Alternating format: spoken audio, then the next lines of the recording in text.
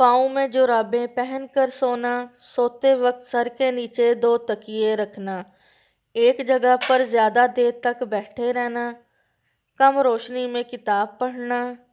Cigarette کا زیادہ استعمال کرنا، ناشتہ دیر سے کرنا،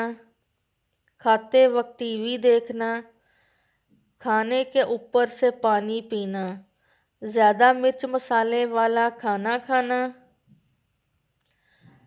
پسینے کی حالت میں ٹھنڈا پانی پینا، زیادہ دیر ٹھنڈ میں رہنا، سوتے وقت سر پر کپڑا پہننا، بیماری میں کام کرنا۔